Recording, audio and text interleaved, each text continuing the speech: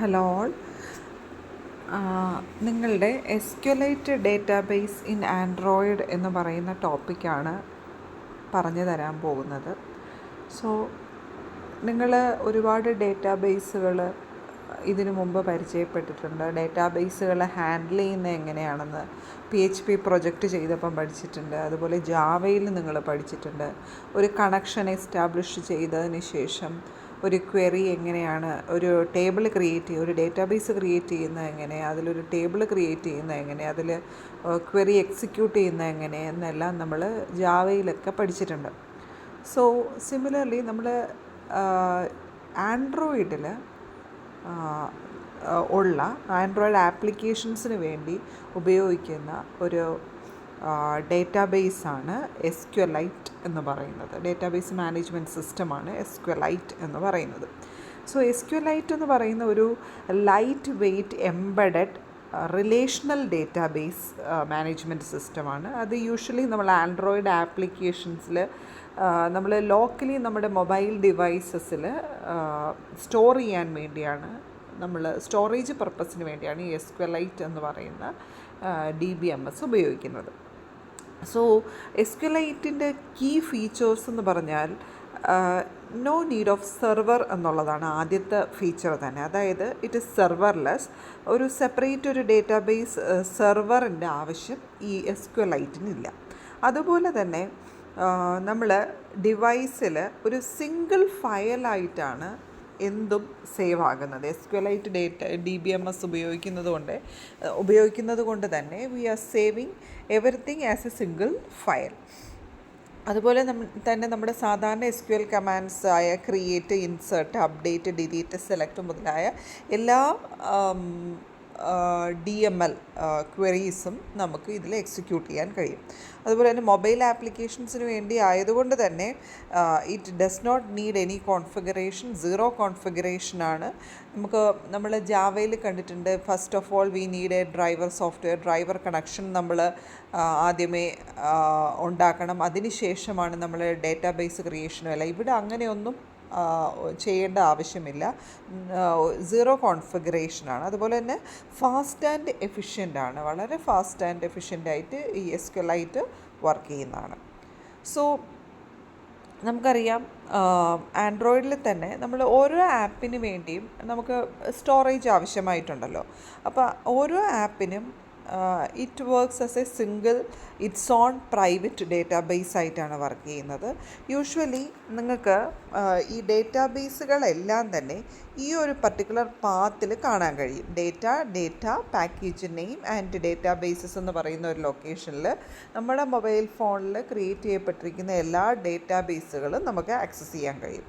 ഇനി നമ്മൾ SQLite use ചെയ്ത് ആൻഡ്രോയിഡിൽ നമ്മൾ ഈ ഡേറ്റാബേസ് ആക്ടിവിറ്റീസ് എല്ലാം മാനേജ് ചെയ്യാൻ വേണ്ടിയും ഡേറ്റാബേസ് ക്രിയേഷന് വേണ്ടിയും ബാക്കി മാനിപ്പുലേഷൻസ് എല്ലാം ചെയ്യാൻ വേണ്ടി the class which is helping us is known as SQLite open helper. SQLite open helper ഈ ക്ലാസ് ഓൾറെഡി ബിൽഡ് ചെയ്ത് വെച്ചിരിക്കുന്ന ഒരു ക്ലാസ്സാണ്. We just need to extend. നമ്മൾ ജസ്റ്റ് ഇൻഹെറിറ്റ് ചെയ്ത് നമ്മൾ ക്രിയേറ്റ് ചെയ്യുന്ന നമ്മുടെ ആപ്പിൻ്റെ ക്ലാസ്സിലേക്ക് നമ്മളത് എക്സ്റ്റെൻഡ് ചെയ്ത് ഉപയോഗിച്ചാൽ മാത്രം മതിയാകും.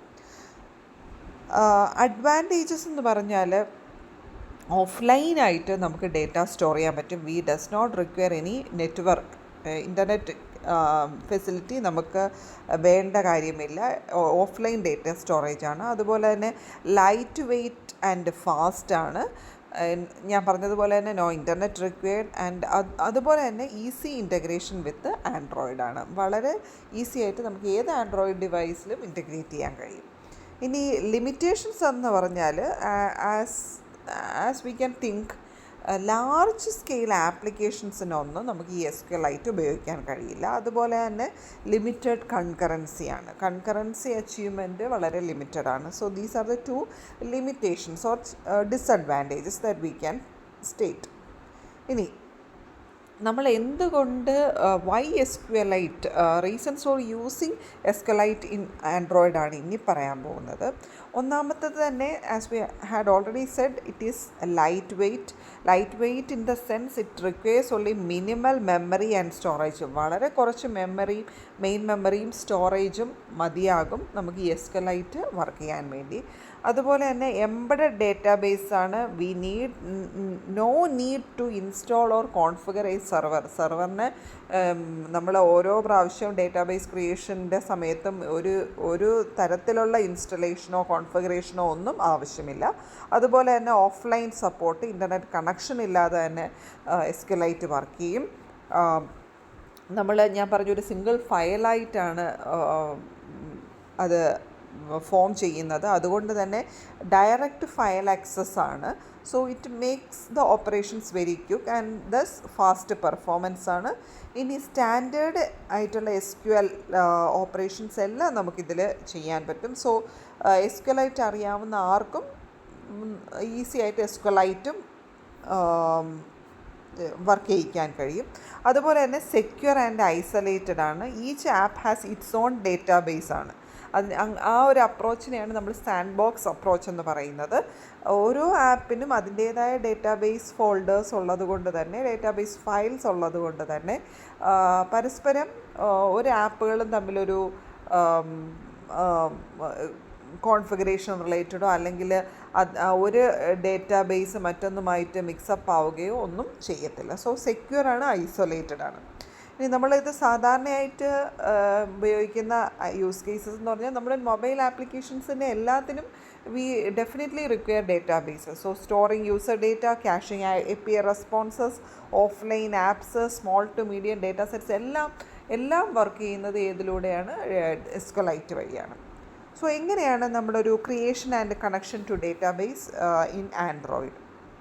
സോ ഞാൻ നേരത്തെ പറഞ്ഞതുപോലെ തന്നെ ഇവിടെ നമ്മൾ ഉപയോഗിക്കുന്ന ഒരു ക്ലാസ്സാണ് SQLite ഓപ്പൺ ഹെൽപ്പർ എന്ന് പറയുന്ന ഒരു ക്ലാസ്. ഓൾറെഡി ബിൽഡ് ചെയ്ത് വെച്ചിരിക്കുന്ന, ആൻഡ്രോയിഡ് സ്റ്റുഡിയോയിൽ ബിൽഡ് ചെയ്ത് വെച്ചിരിക്കുന്ന ഒരു ക്ലാസ്സാണ്. We just need to extend or inherit that particular class wherever we are creating our Java program. .java program നമ്മുടെ XML ഫയലിലല്ല, .java എന്ന് പറയുന്ന നമ്മുടെ വർക്കിംഗ് ജാവ പ്രോഗ്രാമിൽ ആ ക്ലാസ്സിൽ we need to extend SQLite open helper എന്ന് പറയുന്ന ക്ലാസ് എക്സ്റ്റെൻഡ് ചെയ്യുക. അതിനുശേഷം നമ്മൾ ഇതിൻ്റെ നമ്മളിവിടെ ക്രിയേറ്റ് ചെയ്ത അതേ ക്ലാസ്സിൻ്റെ കൺസ്ട്രക്ടറിൻ്റെ അകത്തൊരു കോണ്ടെക്സ്റ്റ് ആക്കിയാണ് നമ്മൾ ഒരു ഡേറ്റാബേസിനെ നമ്മൾ ക്രിയേറ്റ് ചെയ്യുന്നത്. ഇവിടെ നിങ്ങൾക്ക് ആ കൺസ്ട്രക്ടറിൽ എന്തൊക്കെ ആർഗ്യുമെൻറ്റ്സ് ആണ് പാസ് ചെയ്തേക്കുന്നതെന്ന് കാണാൻ കഴിയും. ആദ്യം തന്നെ ഒരു സ്ട്രിങ് DB നെയിം, ഡേറ്റാബേസിൻ്റെ നെയിം ഒരു സ്ട്രിങ് ആയിട്ട് നമ്മളിവിടെ ക്രിയേറ്റ് ചെയ്തിട്ടുണ്ട്. student.db എന്നാണ്. അതുപോലെ തന്നെ ഡേറ്റാബേസിൻ്റെ വേർഷൻ നമുക്ക് കൊടുക്കണം, അത് 1 എന്നാണ് സെറ്റ് ചെയ്തേക്കുന്നത്. ദെൻ കോണ്ടെക്സ്റ്റ് നമ്മൾ കൺസ്ട്രക്ടറിൻ്റെ ഇവിടെ പാസ് ചെയ്യുന്നതാണ്. അത് പാസ് ചെയ്ത് ഡേറ്റാബേസ് നെയിമും നള്ളും ഈ DB വേർഷനുമാണ് പാസ് ചെയ്തിരിക്കുന്നത്. So that is the constructor. ഇവിടെ നമ്മൾ ക്രിയേറ്റ് ചെയ്ത ക്ലാസ്സിൻ്റെ അതേ പേര് തന്നെയായിരിക്കണം ഇവിടെ കൊടുക്കേണ്ടത്. ഇവിടെ SQLite ഓപ്പൺ ഹെൽപ്പർ എന്ന് പറയുന്ന ക്ലാസ് എക്സ്റ്റെൻഡ് ചെയ്യാൻ മറന്നു പോകരുത്. എന്നാൽ മാത്രമേ നമുക്ക് SQLite ഓപ്പറേഷൻസ് എല്ലാം വർക്ക് ചെയ്യിക്കാൻ പറ്റൂ. ഇനി നമ്മൾ ചെയ്യേണ്ടത്, we have some methods on this open helper class. open helper ഈ SQLite ഓപ്പൺ ഹെൽപ്പർ എന്ന് പറയുന്ന ഓൾറെഡി ബിൽഡ് ചെയ്ത് വെച്ചിരിക്കുന്ന ക്ലാസ്സിൽ നമുക്ക് കുറച്ച് മെത്തേഡ്സ് ഉണ്ട്. അതിന് ആ ക്ലാസ്സിൽ കുറച്ച് മെത്തേഡ്സ് ഉണ്ട്. അതിന് ജസ്റ്റ് നമ്മൾ ഓവർ റൈഡ് ചെയ്താൽ മതിയാവും. ഓവർ റൈഡിങ് ഒക്കെ എന്താണെന്ന് ഓർമ്മയുണ്ടെന്ന് കരുതുന്നു. അതായത് ആ ക്ലാസ്സിലുള്ള മെത്തേഡിനെ നമ്മളിവിടെ നമ്മുടെ ക്ലാസ്സിലേക്ക് വിളിച്ചിട്ട് നമ്മുടേതായ കോഡുകൾ കൊടുക്കുന്നതിനെയാണ് ഓവർ റൈഡിങ് എന്ന് പറയുന്നത്. We are going to implement our own code without specifically using the earlier parent class code. അതിനെയാണ് നമ്മൾ എന്തെന്ന് പറയുന്നത്? ഓവർ റൈഡിങ് എന്ന് പറയുന്നത്. അപ്പോൾ ഓൺ ക്രിയേറ്റ് എന്ന് പറയുന്ന മെത്തേഡ് നമ്മൾ ഉപയോഗിക്കുന്നത് called when DB is created first time. Database first time create ചെയ്യുന്ന സമയത്താണ് നമ്മൾ ഏത് ഫംഗ്ഷനെ വിളിക്കുന്നത്? ഓൺ ക്രിയേറ്റ് എന്ന് പറയുന്ന ഫംഗ്ഷൻ അല്ലെങ്കിൽ മെത്തേഡിനെ വിളിക്കുന്നത്. അപ്പോൾ ഓൺ ക്രിയേറ്റ് എന്ന് പറയുന്ന ഫംഗ്ഷനെ വിളിക്കുന്നു. അതിൻ്റെ അകത്ത് നമ്മൾ പാസ് ചെയ്യുന്ന SQL ഡേറ്റാബേസ് ഒരു DB ഒരു ഒബ്ജക്റ്റായിട്ട് പാസ് ചെയ്യുന്നു.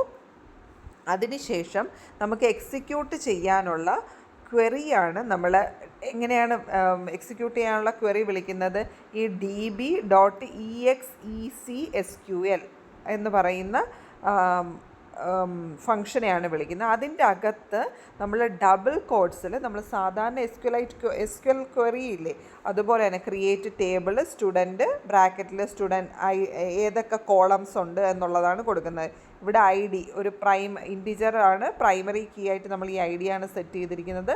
പിന്നെ നമ്മൾ കൊടുക്കുന്ന ഒരു നെയിം കോളമാണ്, അത് ടെക്സ്റ്റ് ടൈപ്പാണ്.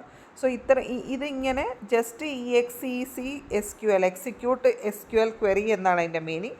അങ്ങനെ കൊടുത്ത് ബ്രാക്കറ്റിൽ നമ്മൾ ഡബിൾ കോഡ്സിനകത്ത് നമ്മുടെ ക്വറി കൊടുത്താൽ മതി. അല്ലെങ്കിൽ നമുക്ക് ചെയ്യാവുന്നത് ഈ ഡബിൾ കോഡ്സ് ഈ ഒരു ക്വറിയെ നമുക്കൊരു സ്ട്രിങ് ആയിട്ട് എടുത്തിട്ട് ആ സ്ട്രിങ് ജസ്റ്റ് db.execSQLൻ്റെ അകത്ത് സ്ട്രിങ് കോൾ ചെയ്താലും മതി. അങ്ങനെയും നമുക്ക് ക്വറി കോൾ ചെയ്യാൻ പറ്റും. ഇനി മറ്റൊന്നുള്ളത് ഓൺ അപ്ഗ്രേഡ് എന്ന് പറയുന്ന ഫംഗ്ഷനാണ്. ഓൺ അപ്ഗ്രേഡ് എന്ന് പറയുന്ന ഫംഗ്ഷൻ നമ്മൾ മേജറായിട്ട് ഉപയോഗിക്കുന്നത് ഡേറ്റാബേസിൻ്റെ വേർഷനിൽ എന്തെങ്കിലും ചേഞ്ച് വരുമ്പോഴാണ്. അതായത് പഴയ വേർഷനിൽ നിന്ന് നമുക്ക് പുതിയ വേർഷനായിട്ട് നമ്മുടെ ഡേറ്റാബേസ് മാറ്റണമെങ്കിൽ നമ്മൾ ഓൺ അപ്ഗ്രേഡ് എന്ന് പറയുന്ന ഫംഗ്ഷനാണ് ഉപയോഗിക്കുന്നത്. അവിടെ നമ്മൾ പാസ് ചെയ്യുന്നത് ഡേറ്റാബേസും പാസ് ചെയ്യും. ഓൾഡ് വെർഷൻ എത്രയാണ്, 1 ആണെങ്കിൽ 1, ദെൻ ന്യൂ വെർഷൻ എത്രയാണ്, 1 ആണോ 2 ആണോ അതും കൊടുക്കുക. ദെൻ നമ്മുടെ സാധാരണ പോലെ execSQL നമുക്ക് എക്സിക്യൂട്ട് ചെയ്യേണ്ട ക്വറിയും കൊടുക്കുക. ഇവിടെ പറഞ്ഞിരിക്കുന്നത് drop table if exists student എന്ന് പറയുന്ന ടേബിൾ ഉണ്ടെങ്കിൽ അതിനെ ഡിലീറ്റ് ചെയ്യാനാണ് പറഞ്ഞിരിക്കുന്നത്, ഡ്രോപ്പ് ചെയ്യാനാണ് പറഞ്ഞിരിക്കുന്നത്. ഓക്കെ, ഡ്രോപ്പ് ചെയ്തിട്ട് പുതിയ വേർഷനിൽ ക്രിയേറ്റ് ചെയ്യാനാണ് പറഞ്ഞിരിക്കുന്നത്. ഓക്കെ, ദെൻ ഇനി എങ്ങനെ നമുക്ക് ഡേറ്റാബേസിനെ ആക്സസ് ചെയ്യാമെന്നുള്ളതാണ് ഇനി കാണിച്ചിരിക്കുന്നത്. 2 രീതിയിൽ നമുക്ക് ഡേറ്റാബേസ് ആക്സസ് പറ്റും. റൈറ്റബിൾ ഡേറ്റാബേസ് ആയിട്ടും ആക്സസ് ചെയ്യാൻ പറ്റും, റീഡബിൾ ഡേറ്റാബേസ് ആയിട്ട് ആക്സസ് ചെയ്യാൻ പറ്റും. അപ്പോൾ റൈറ്റബിൾ ഡേറ്റാബേസ് ആയിട്ട് ആക്സസ് ചെയ്താൽ നമുക്കതിന് അതിലുള്ള ഡേറ്റാബേസിൻ്റെ ഡേറ്റയെ നമുക്ക് ചേഞ്ച് ചെയ്യാൻ പറ്റും. റീഡബിൾ മാത്രമായിട്ടാണ് നമ്മൾ ആക്സസ് ചെയ്യുന്നതെങ്കിൽ നമുക്ക് റീഡ് ചെയ്യാനേ പറ്റുള്ളൂ. We cannot change any data inside the database. അപ്പം 2 രീതിയിൽ ഡേറ്റാബേസ് ആക്സസ് കൊടുക്കുന്നുണ്ട്. അപ്പം ചില ആപ്ലിക്കേഷൻസിൽ അതിൽ സ്റ്റോർ ചെയ്തിരിക്കുന്ന ഡേറ്റയിൽ നമുക്ക് as A user if we can't change any values അത് നമ്മൾ റീഡബിൾ ഡേറ്റാബേസ് എന്ന് പറയുന്ന ആക്സസിലായിരിക്കും ഓപ്പൺ ആക്കി വെച്ചിരിക്കുന്നത്. ഇനിയിപ്പം യൂസറിന് ചേഞ്ച് ചെയ്യാവുന്ന ഡേറ്റ അടങ്ങിയ ഡേറ്റാബേസ് ആണെങ്കിൽ റൈറ്റബിൾ ഡേറ്റാബേസ് ആയിട്ടായിരിക്കും ആക്സസ് കൊടുക്കുന്നത്. ഇനി നിങ്ങൾ ടെക്സ്റ്റ് ബുക്കും കൂടെ റീഡ് ചെയ്യണം. ടെക്സ്റ്റ് ബുക്കിൽ കുറച്ചധികം ഫങ്ഷൻസ് അതിൽ പറഞ്ഞിട്ടുണ്ട്. അതുപോലെ ഒരു ജാവ പ്രോഗ്രാമും അതിൽ കൊടുത്തിട്ടുണ്ട്. Have a read. ഇനി നമ്മൾ പറയാൻ പോകുന്നത് എക്സ്ട്രാക്റ്റിംഗ് വാല്യൂ ഫ്രം കഴ്സർ. അതായത് നമ്മൾ കഴ്സർ എന്ന് പറഞ്ഞാൽ എന്താണ്? ഈ SQLite ആൻഡ്രോയിഡിൽ ഉപയോഗിക്കുന്ന ഒരു കീവേഡാണ് കഴ്സർ എന്ന് പറഞ്ഞാൽ it is an object that points to the result set returned by a query. നമ്മൾ ക്വറി എക്സിക്യൂട്ട് ചെയ്തിട്ട് നമ്മൾ എടുക്കുന്ന റിസൾട്ട് സെറ്റിനെ ഒരു ഒബ്ജക്റ്റായിട്ട് പോയിൻ്റ് ചെയ്യുന്നതിനെയാണ് കഴ്സർ എന്ന് പറയുന്നത്. സോ ഇപ്പം നമ്മളൊരു ടേബിളിൻ്റെ ഒരു ടേബിളിലെ 2 കോളത്തിലെ കുറച്ച് ഡേറ്റ നമ്മൾ എടുത്ത് വെച്ചിരിക്കുകയാണ്. അതൊരു റിസൾട്ട് സെറ്റായിട്ടാണ് കിട്ടിയത്. അതിനെ നമ്മളൊരു ഒബ്ജക്റ്റായിട്ട് കൺസിഡർ ചെയ്യുന്നതിനെയാണ് കഴ്സർ എന്ന് പറയുന്നത്. എക്സാമ്പിൾ പറഞ്ഞാൽ ഇവിടെ നോക്കൂ എല്ലാവരും. ഒരു കഴ്സർ എന്ന് തന്നെയാണ് പേര് കൊടുത്തിരിക്കുന്നത്. db.raw query select star from സ്റ്റുഡൻറ്റിൽ നിന്ന് എല്ലാ കോളം ഡേറ്റയും എടുക്കാനാണ് പറഞ്ഞിരിക്കുന്നത്. അപ്പോൾ ആ എടുത്തിരിക്കുന്ന ഡേറ്റ നമ്മൾ എവിടെയായിരിക്കും? കഴ്സർ എന്ന് പറയുന്ന ഒരു ഒബ്ജക്റ്റിലേക്കായിരിക്കും റീഡ് ചെയ്തെടുക്കുന്നത്. എന്നിട്ട് ഇനി ആ കഴ്സറിൽ നിന്ന് നമുക്ക് എങ്ങനെ ഡേറ്റ ആക്സസ് ചെയ്യാമെന്നുള്ളതാണ് താഴെ കാണിച്ചിരിക്കുന്നത്. അപ്പോൾ കഴ്സറിൽ നിന്ന് ഡേറ്റ ആക്സസ് ചെയ്യാൻ വേണ്ടി നമുക്ക് പലതരത്തിലുള്ള ഫങ്ഷൻസ് ഉണ്ട്.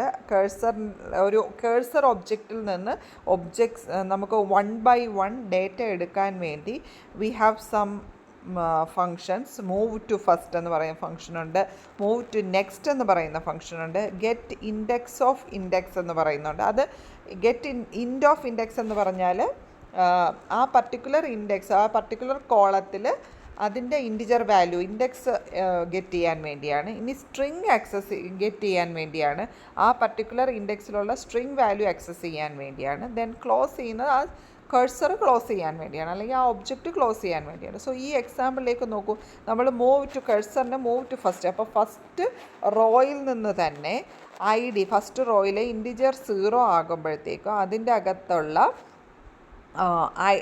ആദ്യത്തെ ഇൻറ്റിജർ വാല്യൂ ഡിയിലേക്ക് പോകുന്നു. ഓക്കെ, ദെൻ ഫസ്റ്റ് കോളത്തിലുള്ളത് 0 കോളത്തിലുള്ളത് 0 കോളത്തിൽ ആദ്യത്തെ റോയിൽ 0 കോളത്തിൽ കിടക്കുന്ന ഡി എന്ന് പറയുന്നതിലേക്ക് പോകുന്നു. ഇനി ആദ്യത്തെ റോയിൽ രണ്ടാമത്തെ കോളത്തിൽ കിടക്കുന്ന, അതായത് 1 ഇൻഡെക്സിൽ കിടക്കുന്നത് നെയിമിലോട്ടും പോകുന്നു.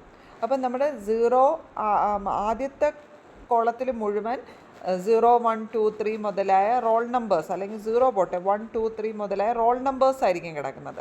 അത് ഡിയിലേക്കും പോകും. രണ്ടാമത്തെ കോളത്തിൽ കിടക്കുന്ന സ്റ്റുഡൻറ്റ് നെയിം ആയിരിക്കും. സ്റ്റുഡൻറ്റ് നെയിം നെയിം എന്ന് പറയുന്ന ഒരു സ്ട്രിങ്ങിലേക്കും പോകും. അങ്ങനെ 1 by 1 എടുത്ത് മാനിപ്പുലേറ്റ് ചെയ്യാൻ പറ്റും ഈ കഴ്സർ എന്ന് പറയുന്ന ഒബ്ജക്റ്റിലോട്ട് നമ്മൾ എടുക്കുന്നതുകൊണ്ട്. So that is the advantage of cursor. ഇനി ഓൾവേസ് ഒരു കഴ്സർ ഒബ്ജക്റ്റ് ക്രിയേറ്റ് ചെയ്താൽ it is the good practice to close that particular cursor. ഇല്ലെങ്കിൽ നമ്മൾ പിന്നെ കഴ്സർ ക്ലോസ് ചെയ്യാതിരുന്നാൽ അടുത്ത ഏതെങ്കിലും ഒരു ഡേറ്റാബേസുമായിട്ട് കഴ്സർ എന്ന് പറയുന്ന അതേ പേരിലുള്ള ഒരു ഒബ്ജക്റ്റ് ക്രിയേറ്റ് ചെയ്താൽ ഫയൽ മിസ്മാച്ച് അങ്ങനത്തെ പ്രശ്നങ്ങൾ വരികയും ഡേറ്റാബേസ് ക്രാഷ് ചെയ്യാനുള്ള ചാൻസും ഉണ്ടാകും. സോ അതുകൊണ്ട് always it is a best practice to close that particular cursor. ഇനി ട്രാൻസാക്ഷൻസ് എന്ന് പറഞ്ഞാൽ നിങ്ങൾക്ക് ഓൾറെഡി ഡേറ്റാബേസിൽ നിങ്ങൾ പഠിച്ചിട്ടുള്ളതാണ് ട്രാൻസാക്ഷൻ എന്താണെന്ന്. ട്രാൻസാക്ഷൻ എന്ന് പറഞ്ഞാൽ ഒരു group of operations executed as a single unit. അതായത് it will have the acid properties എല്ലാം നിങ്ങൾ DBMS പഠിച്ചാണ്. എന്താണ്? Atomicity, consistency, isolation, durability. ഈ 4 കാര്യങ്ങളും ഉള്ള ഈ 4 പ്രോപ്പർട്ടീസും സാറ്റിസ്ഫൈ ചെയ്യുന്ന ഗ്രൂപ്പ് ഓഫ് ഓപ്പറേഷൻസിനെയാണ് നമ്മൾ ട്രാൻസാക്ഷൻ എന്ന് പറയുന്നത്. അവിടെ ട്രാൻസാക്ഷൻ നമ്മൾ ഉപയോഗിക്കേണ്ടി വരുന്ന എപ്പോഴാണ്? നമുക്ക് അവിടെ ഡേറ്റയുടെ ഇൻറ്റഗ്രിറ്റി നമ്മൾ മെയിൻറ്റെയിൻ ചെയ്യേണ്ടി വരുന്നിടത്ത്, അതുപോലെ പെർഫോമൻസ് നോക്കുന്നിടത്ത്, ഈ പാർഷ്യലി അപ്ഡേറ്റഡ് ആയിട്ട് ഒരു ഭാഗത്ത് മാത്രം അപ്ഡേറ്റഡ് ആയി ബാക്കി അപ്ഡേറ്റഡ് ആയില്ല, അങ്ങനെയുള്ള പ്രശ്നങ്ങളൊന്നും വരാതിരിക്കാൻ വേണ്ടിയാണ് നമ്മൾ ട്രാൻസാക്ഷൻസ് ഇംപ്ലിമെൻറ്റ് ചെയ്യുന്നത്. അപ്പം ഈ ആസിഡ് പ്രോപ്പർട്ടീസ് എല്ലാം നിങ്ങൾക്ക് അറിയാവുന്നതാണ്. എന്നാലും അറ്റോമിസിറ്റി എന്ന് പറഞ്ഞാൽ എന്താണ്? ഒന്നിയിൽ എല്ലാ ഓപ്പറേഷൻസും ചെയ്യും, ഇല്ലെങ്കിൽ ഒന്നും ചെയ്യില്ല. അതാണ് അറ്റോമിസിറ്റി. കൺസിസ്റ്റൻസി എന്ന് പറഞ്ഞാൽ വാലിഡ് ആയിട്ടുള്ള ഡേറ്റ ആയിരിക്കണം. അല്ലാതെ ഇപ്പോൾ ഇൻറ്റിജർ കൊടുക്കേണ്ടടുത്ത് സ്ട്രിങ് കൊടുക്കുന്ന രീതിയിലാകരുത്. അത് അവിടെ ഈ ട്രാൻസാക്ഷൻസിൽ പ്രൂവ്ഡ് ആയിരിക്കണം. അല്ലെങ്കിൽ ഈ നമ്മൾ ചെയ്യുന്ന ട്രാൻസാക്ഷൻസിലൂടെ കൺസിസ്റ്റൻ്റ് ആയിട്ടുള്ള ഡേറ്റ ആയിരിക്കും ആ ഡേറ്റാബേസിൽ സ്റ്റോർ ആകുന്നത്. ഇനി ഐസൊലേഷൻ എന്ന് പറഞ്ഞാൽ ഒരു ഓപ്പറേഷൻ മറ്റൊരു ഓപ്പറേഷന് ഡിപ്പെൻഡ് ചെയ്യുന്നതാകരുത്, അല്ലെങ്കിൽ ഒരു ഓപ്പറേഷൻ കാരണം മറ്റൊന്ന് ക്രാഷ് ആകുന്ന രീതിയിലാകരുത്. ഇനി അടുത്ത ഡ്യൂറബിലിറ്റി എന്ന് പറഞ്ഞാൽ ഒരു തവണ ചേഞ്ച് വരുത്തിയാൽ ദാറ്റ് ചേഞ്ച് ഈസ് പെർമനൻ്റ് ആയിട്ടുള്ള ചേഞ്ചസ് ആണ് ട്രാൻസാക്ഷനിലൂടെ ഉണ്ടാകുന്നത്. ഓക്കെ, ഇനി ഒരു എക്സാമ്പിളാണ് താഴെ പറഞ്ഞിരിക്കുന്ന ഒരു ഡേറ്റാബേസാണിത്. ഒരു ഡേറ്റാബേസ് ക്രിയേറ്റ് ചെയ്യുക, റൈറ്റബിൾ ഡേറ്റാബേസ് ആയിട്ടാണ് ആക്സസ് കൊടുത്തിരിക്കുന്നത്. എന്നിട്ട് ഇവിടെ ഒരു ബിഗിൻ ട്രാൻസാക്ഷൻ, നമ്മൾ ട്രാൻസാക്ഷന് വേണ്ടി ഉപയോഗിക്കുന്ന ഫങ്ഷൻസാണ് begin transaction, set transaction successful ആക്കി സെറ്റ് ചെയ്യാൻ വേണ്ടിയാണത്. Then end transaction. ഈ 3 ഫങ്ഷൻസാണ് ഉപയോഗിക്കുന്നത്. ഇത് എപ്പോഴും എക്സാമിന് ചോദിക്കുന്നതാണ് ഈ 3 ഫങ്ഷൻസും. സോ ഇവിടെ ഒരു എക്സിക്യൂട്ട് ക്വറി കൊടുത്തിരിക്കുകയാണ്. ട്രൈൻ്റെ അകത്ത് വേണം എഴുതാനുള്ളത്. നോർമലി ഈ ട്രാൻസാക്ഷൻ പ്രോഗ്രാംസിലെല്ലാം എക്സിക്യൂഷൻസ് വരാൻ ചാൻസ് ഉണ്ട്. So always it is a good practice to give it in the try catch അല്ലെങ്കിൽ ട്രൈ ഫൈനലി ബ്ലോക്കിൽ ഇടുന്നതാണ് നല്ലത്. അപ്പോൾ രണ്ട് ക്വറിയാണ് ഇവിടെ എക്സിക്യൂട്ട് ചെയ്തിരിക്കുന്നത്. 2 റോ ഡേറ്റയാണ് കൊടുത്തിരിക്കുന്നത്. ഒന്ന് insert into student values 1 John എന്ന് പറയുന്ന ഒരു റോ ഡേറ്റ കൊടുത്തു. അടുത്തത് ഇൻസേർട്ട് ഇൻറ്റു സ്റ്റുഡൻറ്റ് വാല്യൂസ് 2 അന്ന എന്ന് പറയുന്ന വാല്യൂവും കൊടുത്തു. ആകെ 2 ഓപ്പറേഷൻസേ കൊടുത്തിട്ടുള്ളൂ. ട്രാൻസാക്ഷൻ സക്സസ്ഫുൾ ആണെന്ന് സെറ്റ് ചെയ്യുന്നു. ഫൈനലിക്കകത്ത് നമ്മൾ ട്രാൻസാക്ഷൻ എൻഡ് ചെയ്യുന്നു. ഓക്കെ, ഇത് ജസ്റ്റ് ഒരു സിമ്പിൾ എക്സാമ്പിൾ ഓഫ് ട്രാൻസാക്ഷൻ കാണിച്ചു തന്നേ ഉള്ളൂ. ഓക്കെ, ഇത്രയുമാണ് നിങ്ങൾക്ക് മെയിനായിട്ട് SQLite പറയാനുള്ളത്. ഒരു 20 മിനിറ്റ്സ് കൊണ്ട് ഞാനൊന്ന് ഓവറോൾ പറഞ്ഞിരിക്കുകയാണ്. Have a read on to the text ബുക്കിൽ കുറച്ചുകൂടെ ഫങ്ഷൻസും ഞാൻ പറഞ്ഞതുപോലെ ജാവ പ്രോഗ്രാമും കിടപ്പുണ്ട്. Have a look on to it. എന്തെങ്കിലും ഡൗട്ട് ഉള്ളവർ ചോദിക്കണം. Okay, thank U.